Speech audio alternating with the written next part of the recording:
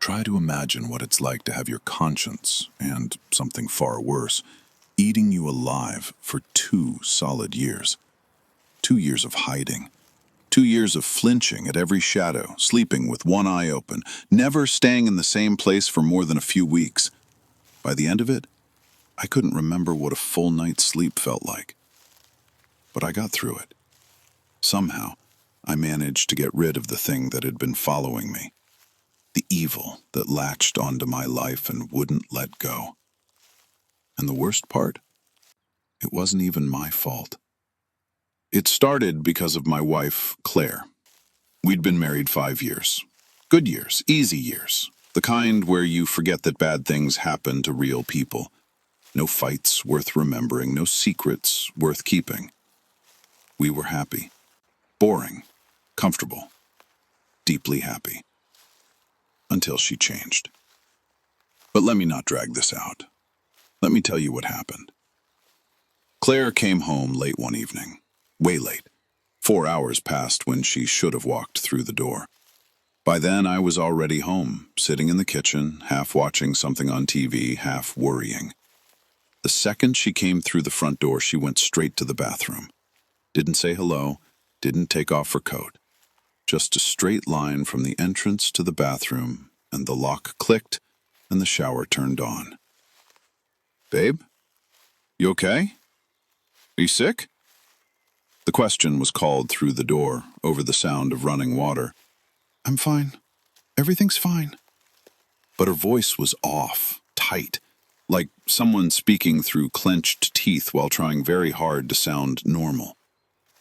Back in the hallway, her bag was on the floor where she'd dropped it. Not hung on the hook the way she always did. Dropped, like she'd been in a hurry. And without really thinking about it, no suspicion, no intent, just idle curiosity, the bag was opened. Inside, on top of her wallet and keys and the usual clutter, there was a piece of cloth, a handkerchief maybe, or a small square of linen. It was covered in stitched symbols, not letters, not monograms, not any script that looked familiar. They were dense, intricate, deliberately arranged, and completely unrecognizable. The kind of thing your eyes slide off of because your brain doesn't have a category for it. Even now, years later, describing those symbols is impossible. They resist language. They resist memory. You look at them and your mind goes blank. There were also drops of blood on the cloth. Small, dried, brown at the edges. At the time, that detail didn't register the way it should have. Later, it would. Claire came out of the bathroom a few minutes later, toweling her wet hair. Her face was composed, pleasant, her smile in place. She found her husband in the kitchen making tea. "So, what was that about? Running straight to the shower?" The smile. Soft, reassuring. Some jerk in a car almost hit me, then splashed muddy water all over me from a puddle. I was filthy. It sounded reasonable enough, but later, lying in bed, the thought came, so what? Getting splashed with puddle water doesn't make most people sprint to the shower like they're trying to scrub off a crime scene. Something about her urgency felt wrong. The evening settled into routine. TV, tea, the clock ticking toward 11, and then casually, almost playfully. "Hey, I meant to ask, what's that cloth in your bag? The one with the weird symbols? I've never seen anything like it." Claire's face changed. Not gradually. Instantly. The warmth vanished. Her eyes went hard and flat, like shutters slamming down behind them. "Who told you to go through my things?" The tone was ice. In 5 years of marriage, that voice had never been heard before, not once. "I wasn't going through your... I just saw it when I picked up your bag." "Don't touch my things again." She pointed a finger, not a gesture of emphasis, but a warning, the way you'd point at a dog that had misbehaved. Then she stood up and walked to the bedroom. Her bedroom. The door closed. We had a three-bedroom apartment in Bridgewater, Vermont, an old place inherited from my parents. Big rooms, creaky floors, the kind of New England farmhouse bones that make every footstep audible from 2 rooms away. The sort of home that feels alive, even when it's empty. I stayed in the spare room that night. Didn't want to go to her. Didn't want to fight. Fell asleep fast. But sometime in the deep hours of the night, there were sounds. Footsteps. Shuffling. Someone moving through the apartment. Quietly, deliberately, as if trying not to wake anyone. The sleep-heavy brain filed it away without processing it. Claire, probably, going to the bathroom, getting water. Nothing. Morning. The alarm went off. The apartment was empty. Claire was already gone, left for work, presumably. The bathroom was the first stop, as always. Teeth, face, the usual routine. But inside the bathroom, something new. A book. Old, thick, its cover coated in something dark and greasy. Not dust, not dirt. Something organic, something that smelled faintly sweet and faintly rotten, like the memory of decay. It was sitting on the shelf above the toilet, where it definitely had not been the night before.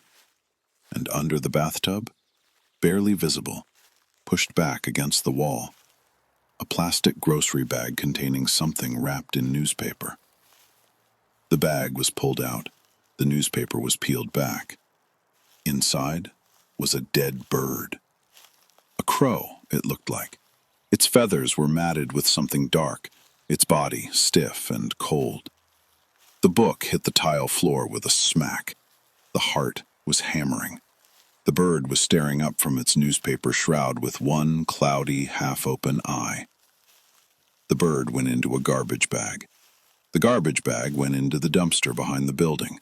If Claire was angry about it, fine. The dead bird wrapped in newspaper under the bathtub was not something that was going to stay in the apartment. That was a line. Work. A full day of pretending everything was normal. But as the hours ticked by and the clock crept toward evening, a strange reluctance settled in. A heavy, leaden feeling in the gut that had nothing to do with hunger.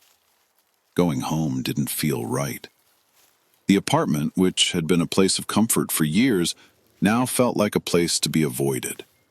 The feeling couldn't be explained, but it was there, growing stronger as the afternoon shadows lengthened. The walk home was slow. At the building entrance, there was a glance up at the apartment windows. No lights. Strange. Claire should have been home by now. The stairs were climbed, each step louder than the last in the empty stairwell. And then, halfway up, the overhead light went out. Total darkness. The phone flashlight was fumbled for, and then, just as suddenly, the light flickered back on. The front door opened onto silence and a smell. Sweet, chemical, cloying. The kind of smell that coats the inside of your nose and throat and stays there. Like pills. Like medicine. Like something trying to mask something worse underneath. The apartment was quiet. Too quiet. Then the neighbor's door slammed, a random, ordinary sound that landed like a gunshot in the silence. The flinch was involuntary and embarrassing. The kitchen. The smell was strongest here, and the source, sitting in the garbage can under the sink, exactly where it should not have been, was the garbage bag. The same bag. The dead bird, rewrapped in its newspaper, placed neatly back in the kitchen trash as if it had walked home on its own. Claire. Claire had gone to the dumpster, retrieved the bag, and brought it back. Why? What possible reason could a person have for rescuing a dead crow from a dumpster? The bag went to the balcony. The windows were opened despite the cold. The apartment was aired out, the gas stove lit for warmth, and hot tea made to fight off the chill and the creeping sense that something was deeply, fundamentally wrong. Hours passed. Claire didn't come home. The book from the bathroom was looked for. Gone. Not on the shelf, not in any room, not anywhere. Had it been real? Had the morning been a dream? Sleep came eventually, heavy and unwelcome, on the living room couch. And then, the first night. The waking was violent. A pressure on the chest, a weight, the sensation of hands pressing down on the rib cage, squeezing the air out. Eyes opened to darkness. The room was empty. But the feeling of another presence, something standing just out of sight, just beyond the edge of peripheral vision, was overwhelming and absolute. Silence. Then, from the hallway, the creak of a floorboard. A single step. Then another. Closer. Then another. The footsteps were approaching the living room doorway with slow, deliberate patience. The first thought was Claire. She'd come home. She was walking through the dark apartment for some reason. But the footsteps were wrong. Too heavy, too measured, too purposeful. Claire walked softly, quickly, like a person who's always slightly in a hurry. This was something else. Something that was taking its time. Courage came from nowhere. The desperate, mindless kind that rises up when the alternative is lying still and waiting to die. Up from the couch, to the doorway. One breath. Two. A look around the corner. The hallway was empty. Impossible. The footsteps had been real, close, clear, unmistakable. But there was no one there. Then, from Claire's bedroom, the sound of something falling. A thud, wet and heavy, like a bag of meat dropped onto a hard surface. A memory surfaced. When I'd come home, the apartment had been empty. No one was here. But after falling asleep, something had changed. The air itself felt different. Charged, thick, wrong. The bedroom door. Claire's bedroom door. From the gap at the bottom, something dark was spreading across the hallway floor. Slow, thick, reflecting the faint light from the kitchen. Blood. The door was opened.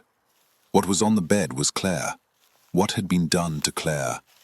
There are no words that are adequate. The body was torn open, not cut, torn, as if by claws or teeth, from the throat to the pelvis. The abdomen was split to the ribs, the contents visible, glistening. Dark arterial blood had pooled across the sheets, dripped to the floor, and run in a slow river toward the door. And under the bed, in the gap between the frame and the floor, something was hiding. 2 steps closer, a creak of the floorboard, and the thing came out. It moved wrong. Every joint bent in directions joints shouldn't bend, producing a series of wet, grinding cracks, like someone methodically snapping every bone in a chicken carcass. It unfolded itself from beneath the bed in segments, each one accompanied by that horrible sound. Its body was human-shaped, but wrong in every proportion. And its head, on its head, where hair should have been, human fingers grew, dozens of them, pale and twitching, rooted in the scalp like some grotesque garden. Its eyes were black, not dark brown, not deep blue, black. The absolute, depthless black of a hole that goes down forever. It was covered in blood. Claire's blood. The blood that had been inside the woman who'd been alive that morning, making coffee, putting on her coat, walking out the door. The thing stood up. It looked directly at its audience with those bottomless eyes. And then it spoke. One word. Quiet. Almost gentle. Daddy. The bedroom door was slammed shut and locked. The creature threw itself against it immediately. The wood shuddered, the hinges screamed, the handle rattled with a violence that shook the frame. But the lock held. For now. Money, phone, jacket, shoes. The essential grab-and-run inventory, assembled in 30 seconds of pure animal terror. The front door, out, down the stairs, into the night, running without direction, without thought, without anything except the certainty that the thing in the bedroom was real, and Claire was dead, and nothing would ever be the same. That was the beginning. Looking back at my own story, there are gaps, huge ones. Who was the creature? What was the book? How did it end up in Claire's possession? What had she been doing in the weeks before? The late nights, the strange behavior, the blood-spotted cloth with the symbols that resist description. And what was the thing that crawled out from under the bed and called me father? We'd never had children. We'd never even discussed it. Questions without answers, a lifetime of them. A friend took me in. Marina, someone from high school. The kind of friend who doesn't ask questions when you show up at midnight looking like death. The real story stayed locked inside. The police couldn't know. Nobody could know. Because how do you explain what was lying on that bed? How do you explain running? The grief was a physical thing. It lived in the chest, heavy and hot, like swallowed coal. Claire was gone. The woman who'd slept next to me for 5 years, who laughed at bad movies and burned every third dinner and hummed while she brushed her teeth. She was gone, and something had worn her life like a costume and discarded her when it was done. Marina lent money. The next morning, the drive out to the family cabin, an old place in the hills outside of town, inherited along with the apartment. My father had bought the land before I was born. The cabin was small, drafty, surrounded by overgrown fields and dense stands of birch and maple. In summer, it was pleasant. In late fall, with the leaves down and the wind cutting through the gaps in the walls, it was desolate. The wood stove was lit. Supplies were bought from a gas station convenience store down the road. And for one evening, one single evening, there was quiet. The belief, however fragile, that maybe the worst was over, that whatever had happened in the apartment was confined to that place, that building, that life. The scratching started after midnight, at the front door. Light, rhythmic, patient, like a cat pawing at a closed door, asking to be let in. The memory of a childhood cat surfaced, an orange tabby who used to scratch at the bedroom door every night demanding entry. But there was no cat. Not here. Not anymore. Then, a sound. A voice. Faint, muffled by the heavy wooden door. A meowing sound. So perfect, so natural, that for one insane second the thought was, maybe it really is a cat. A stray, drawn by the warmth of the stove. Cold night, makes sense. But sense had left the building, and deep in the gut, where instinct lives, the truth was already known. It wasn't a cat. It was the thing from the apartment, and it had followed. A cross was made over the chest, eyes fixed on the door. The old wooden door that Dad had built thick and strong, with iron hardware and a deadbolt that could stop a bear. The scratching stopped. The silence stretched. And then, movement at the window. A dark shape pressed against the glass, looking in.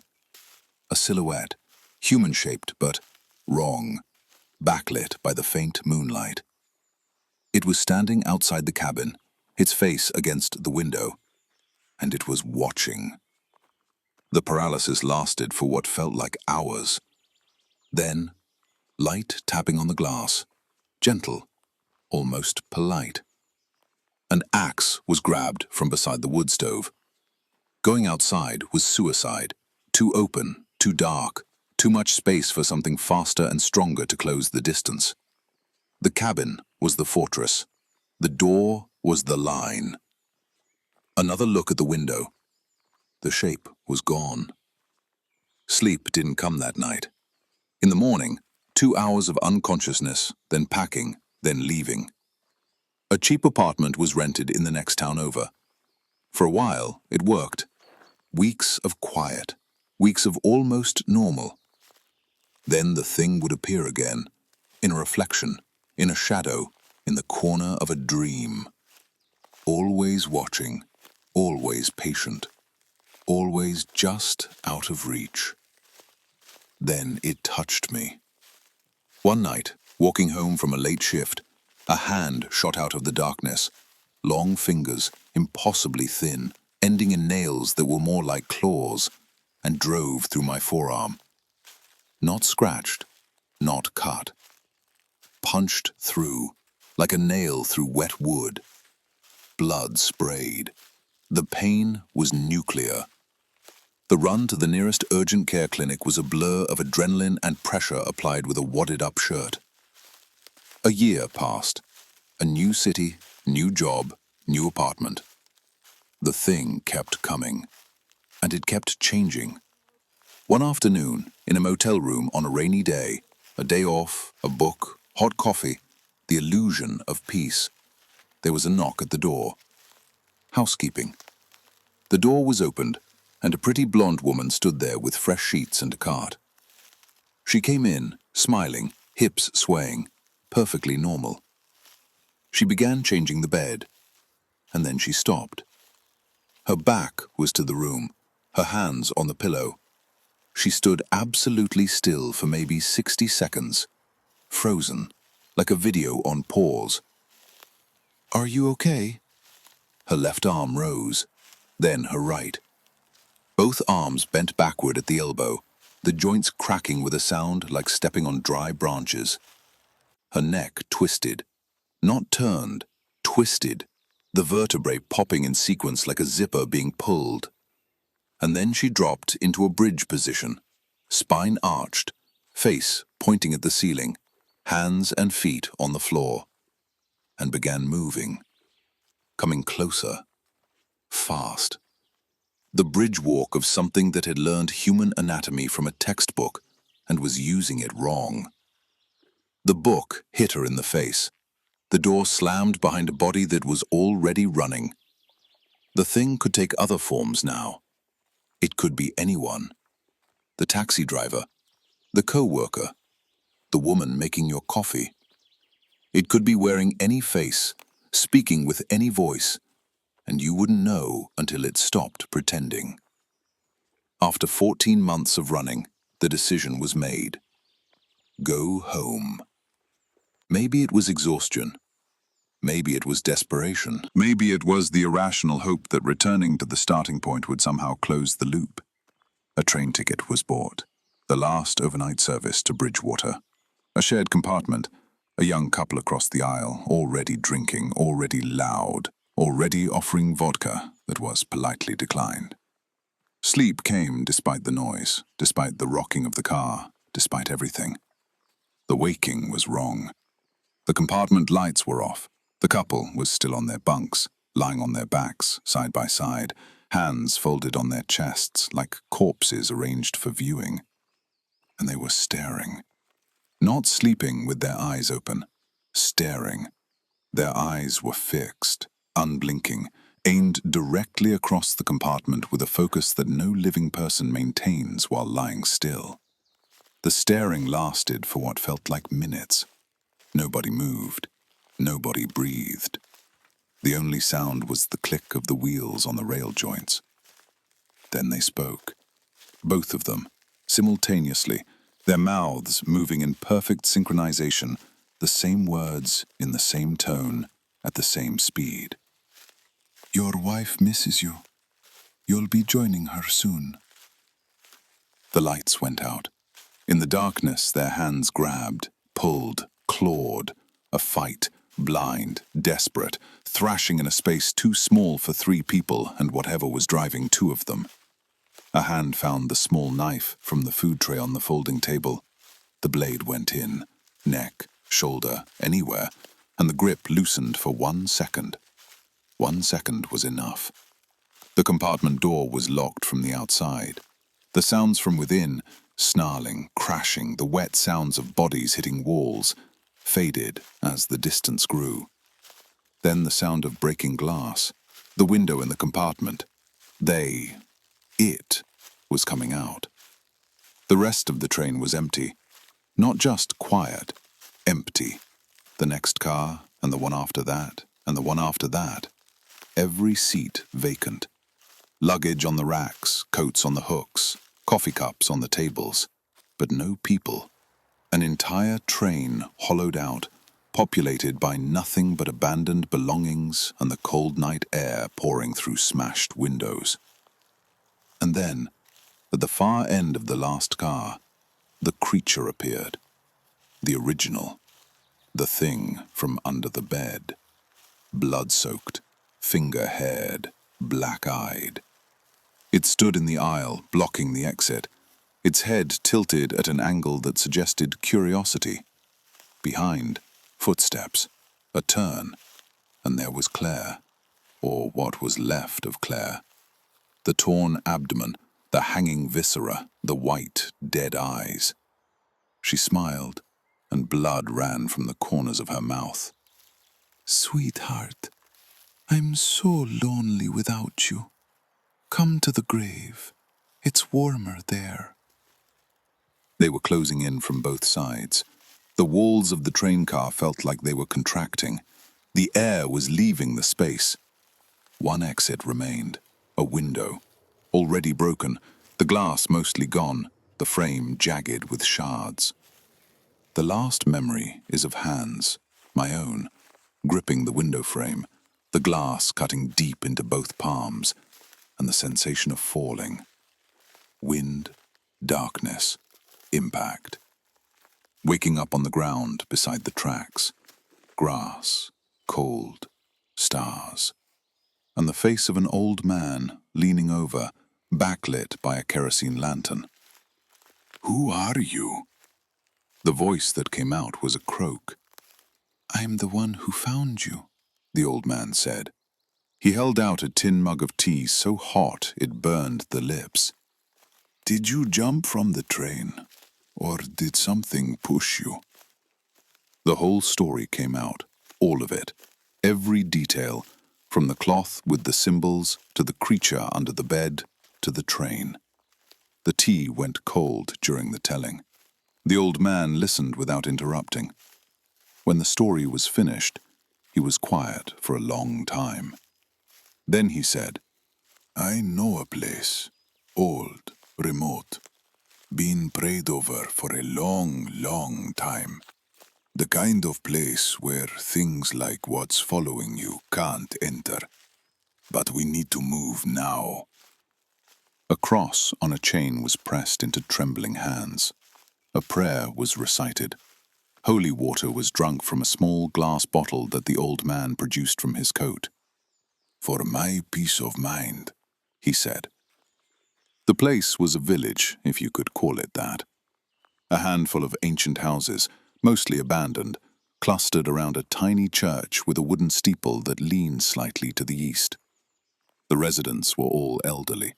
A few younger people came periodically to bring food and help with repairs. The village had no name on any map.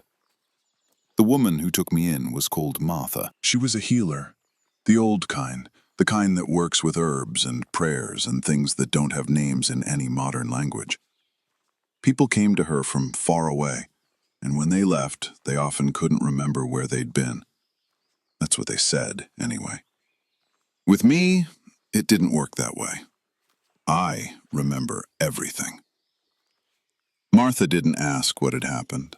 She looked at me the way a doctor looks at an X-ray, reading the damage, assessing the depth of the wound, already planning the treatment. She knew. The ritual was simple and strange.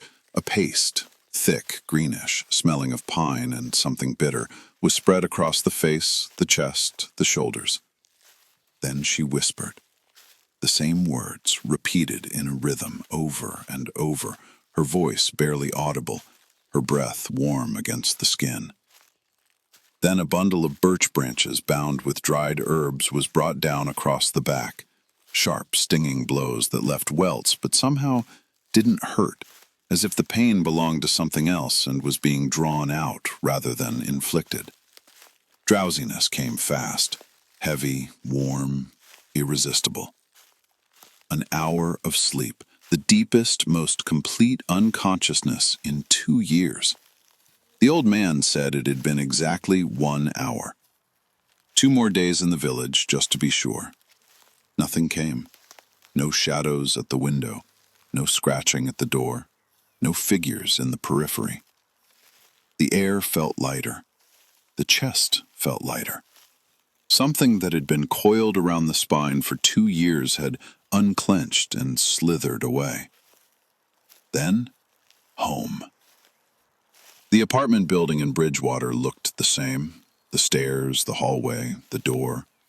But the apartment had been cleaned. By whom, it wasn't clear. The bedroom where Claire had died was empty, the mattress gone, the floor scrubbed. Official channels had presumably been involved at some point. There would be questions to answer. But there was one more thing waiting. Claire's mother, my mother-in-law, a woman who had always been kind, always warm, always welcoming, had hanged herself. The police had found her 3 weeks earlier. She'd left a note. The note said she had killed her daughter. No explanation, no details, no mention of books or symbols or creatures or blood-spotted cloth. Just 5 words. I killed my own daughter. The police ruled it a confession and a suicide. The case was closed. But cases are never really closed, are they? Not the ones that matter. Not the ones that leave questions you'll spend the rest of your life trying not to ask. Like, what was in that book?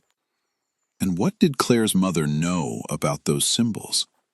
And the thing that crawled out from under the bed covered in Claire's blood and looked at me with eyes like holes in the universe and called me father. What was it? And is it really gone? Some nights when the apartment is quiet and the old floorboards creak the way they always have, I lie awake and listen. And I wait. And I wonder if the next sound I hear will be scratching at the door. And a voice, small, gentle, patient, saying the one word that makes my blood freeze. Daddy.